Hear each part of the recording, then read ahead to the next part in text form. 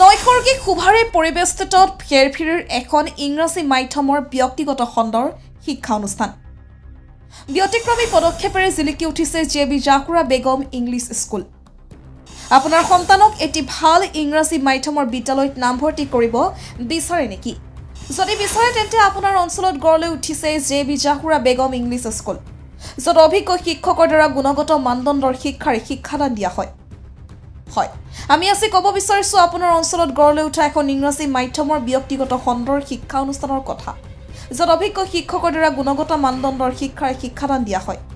আপোনাৰ সন্তানক যদি ইংৰাজী মাধ্যমৰ বিদ্যালয়ত নামভৰ্তি কৰাব বিচাৰিছে তেন্তে আৰু চিন্তা নাই। আপোনাৰ অঞ্চলতে অভিজ্ঞ শিক্ষক-শিক্ষয়িত্ৰীৰ দ্বাৰা শিক্ষাদান আৰম্ভ কৰোৱা ইংৰাজী মাধ্যমৰ বিদ্যালয়খন হৈছে J B. Jahura Begum English school. অতি কম সময়ৰ ভিতৰতে আপোনাৰ সন্তানে সলসলীয়াকৈ ইংৰাজী পঢ়িব পাৰিব, লিখিব পাৰিব, লগতে ক'বও পাৰিব। আপুনি চাব বিদ্যালয়খনৰ চালে চকুৰা নয়নাভিৰাম দৃশ্য। এয়া কোনো চৰকাৰী খণ্ডৰ চৰকাৰী পুঁজিৰ দ্বাৰা প্ৰতিষ্ঠিত চৰকাৰী খণ্ডৰ বিদ্যালয় ছাত্ৰ-ছাত্ৰী নহয়। এইখন হৈছে দৰঙৰ ভেৰভেৰিৰ এখন ব্যক্তিগত খণ্ডৰ ইংৰাজী মাধ্যমৰ বিদ্যালয় ছবি। আপুনি হয়তো নেদেখিলে বিশ্বাসেই নকৰিব, এনে এখন ব্যক্তিগত খণ্ডৰ ইংৰাজী মাধ্যমৰ বিদ্যালয়ো আপোনাৰ অঞ্চলত আছে। ব্যতিক্ৰমী পদক্ষেপেৰে জিলিকি উঠিছে ভিন্ন জাতি ধৰ্ম সম্প্ৰদায়ৰ প্ৰায় ৮০গৰাকী ছাত্ৰ-ছাত্ৰীৰে গিজগিজাই থকা ২০২৪ চনতে স্থাপিত এখন ইংৰাজী মাধ্যমৰ ব্যক্তিগত খণ্ডৰ বিদ্যালয়। আজি আমাৰ অভিভাৱক সভা অনুষ্ঠিত কৰা হৈছিল।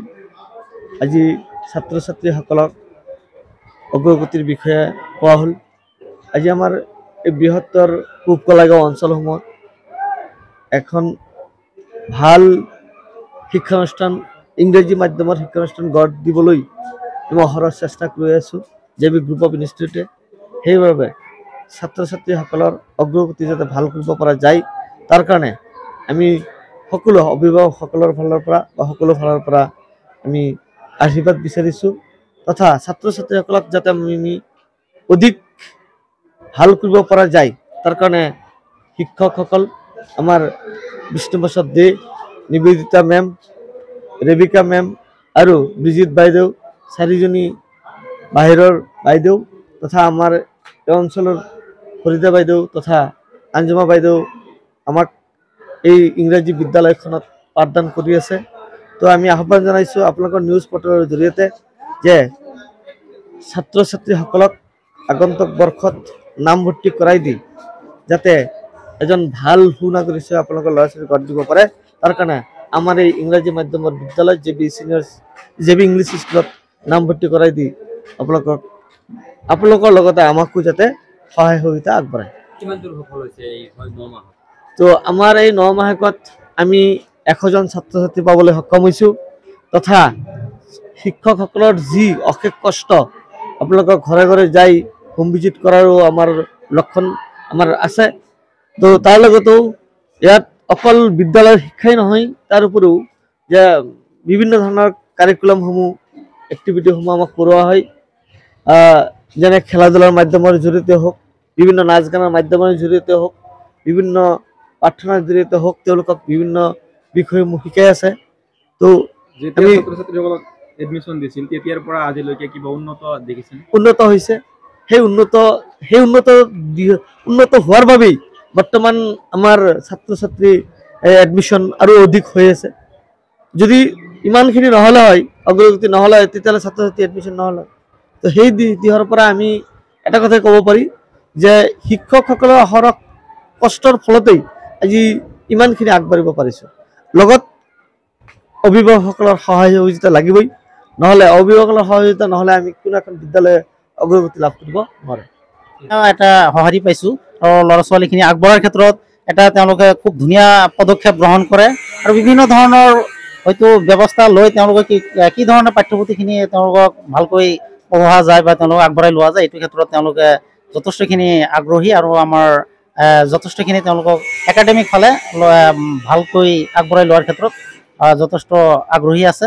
গতিকে মই এই জে.বি. ছিনিয়ৰ ছেকেণ্ডেৰী ইংলিছ স্কুলৰ আপোনালোক সকলোকে হয়তো ইয়াৰ জৰিয়তে যাৰ ইচ্ছা হয় ল'ৰা ছোৱালীখিনি ইয়াত পঢ়াবলৈ, নিশ্চয় এইখন এখন খুব ভাল অনুষ্ঠান আৰু এই অনুষ্ঠানত ইংৰাজী মাধ্যমৰ শিক্ষা খুব ভালভাৱে পোৱাৰ কাৰণে ইয়াতে ব্যৱস্থা আছে। এইটোৱে মোৰ আহ্বান। মই এইখন বিদ্যালয়ত মোৰ শিশুখন নামভৰ্তি কৰাই মই সঁচাকৈ আনন্দিত। এইখন বিদ্যালয়ৰ যিজন অধ্যক্ষ আমাৰ চৰ্দাৰ জহিৰুল ইছলাম চাহাব তেখেতৰ নেতৃত্বত যেনেকৈ পাঠদান চলি আছে আমি খুব ভাল পাইছোঁ আৰু বিশেষকৈ বিষ্ণু ছাৰে যিখিনি গাইড কৰি আছে আমি এইখিনি বহুত ভাল পাইছোঁ সঁচাকৈ। মোৰ ছোৱালী আছে আৰু এজন ভাগিনী, দুজনী ক'বলৈ গ'লে মই নিজে ঘৰত ইমান এটা গাইড কৰিব পৰা নাই, তথাপিও যিখিনি শিকিছে ছাৰ বাইদেউসকলে যিখিনি চেষ্টা কৰিছে এতিয়া বৰ্তমানে বহুতখিনি উন্নত হৈছে বুলি মই ভাবোঁ। ঠিক আছে। মই নিবেদিতা চাকমা হয়। আজি এই স্কুলত মই জইন কৰিছোঁ। জইন কৰাৰ পিছত মই ভালেখিনি তাৰমানে ষ্টুডেণ্টক দেখা পালোঁ যে আমাৰ গাঁৱলীয়া ছাইডত বহুত তাৰমানে পিছপৰা হয় আৰু ইংৰাজী মাধ্যমত পঢ়াবলৈ আমাৰ তাৰমানে খুব উৎসুক থাকে সকলোৰে। সেইকাৰণে আমি আগুৱাই আহিছোঁ আমাৰ টিচাৰখিনি যে আমি ভালেখিনি এই ল'ৰা ছোৱালীক লৈ তাৰমানে ইংৰাজী মাধ্যমত আমি ভালদৰে তাৰমানে আগুৱাই লৈ যাব পাৰিম। আৰু সেইকাৰণে আমাৰ এই স্কুলৰ অভিভাৱকসকলৰো তাৰমানে আমাক কৰ্পৰেট হোৱাটো বিচাৰোঁ।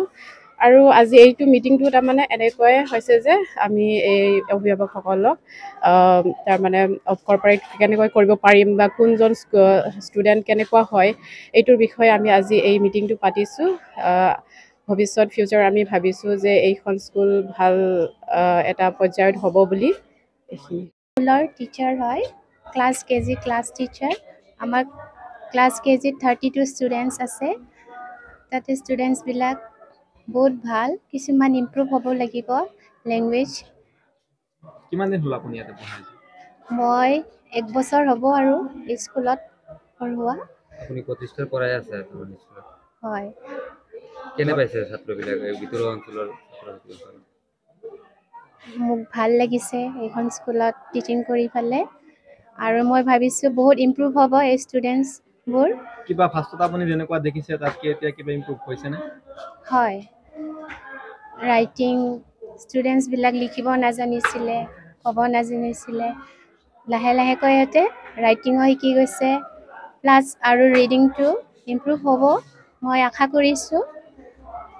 আৰু এই JB স্কুলত বহুত ভালকৈ ষ্টুডেণ্টছবোৰ পঢ়ি পেলাই ভৱিষ্যত বহুত ডাঙৰ মানুহ হ'ব এখন স্কুলত।